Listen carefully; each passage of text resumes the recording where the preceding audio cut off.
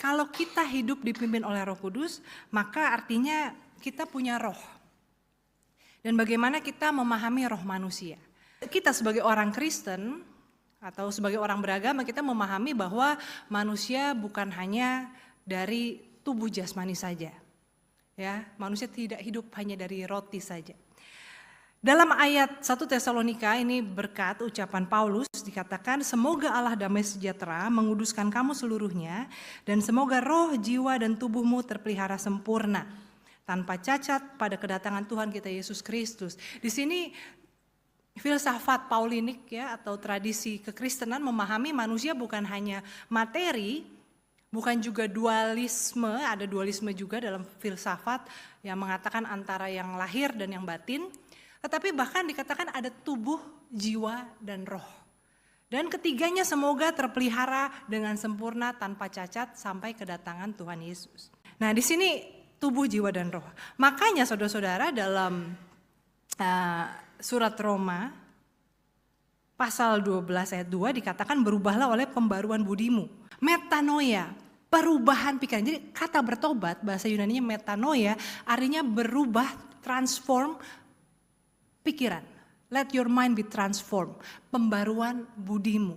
Maka ketika orang bertobat itu rohnya diisi dengan perspektif yang tadinya misalnya materialistis, maka ketika dia mengalami pertobatan materi bukan lagi sesuatu yang dikejar. Ketika sebelumnya pikirannya dipenuhi dengan dendam, dengan kesombongan, keangkuhan, dalam pertobatannya nilai-nilai itu diubahkan. Apa yang dulu penting sekarang kuanggap sampah, demikian kata Paulus. Nah saudara-saudara, maka ini kalau kita bicara hidup dipimpin oleh roh, kita pahami ya, rohnya tuh di mana gitu.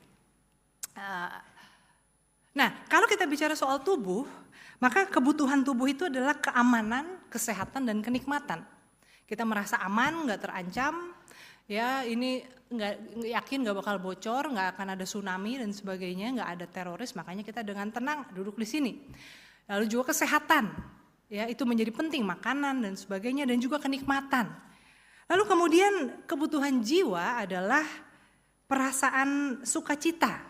Ya, siapa yang mau hidup dijalani dengan murung, sedih, amarah? Maunya kan sukacita, damai, dimengerti, dikasihi. Makanya ada juga orang dalam rumah tangga, dalam pernikahan, ini ketika merasa tidak lagi dimengerti, tidak lagi ada damai di rumah tangga, ini kemudian merasa buat apa ya saya menikah ya.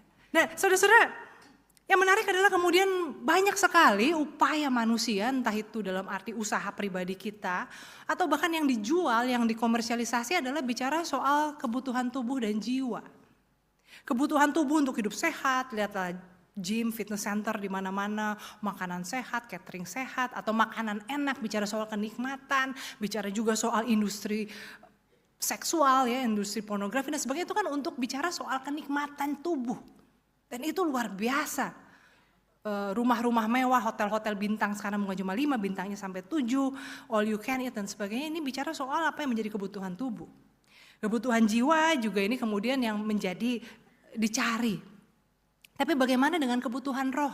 Apakah ini menjadi prioritas kita? Apakah ini menjadi bagian dari sesuatu yang kita usahakan, kita prioritaskan dalam hidup kita? Apa yang menjadi kebutuhan roh?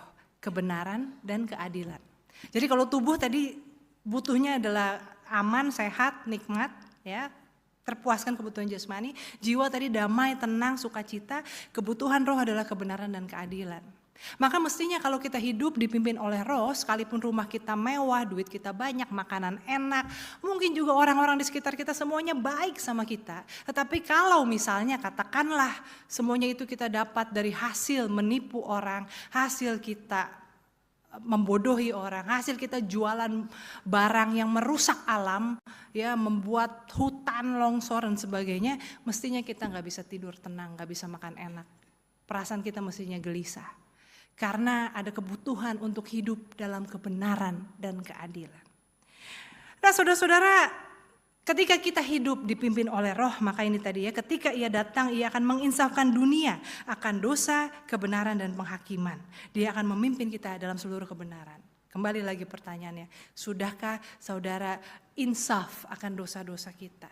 Sudahkah saudara mau meninggalkan semuanya dan hidup dipimpin oleh kebenaran? Sehingga bukan hanya mengejar apa yang menjadi kebutuhan jiwa, kebutuhan tubuh, materi, atau juga hanya memikirkan apa yang nyaman buat jiwa kita, tetapi bagaimana benar-benar mengejar kebenaran.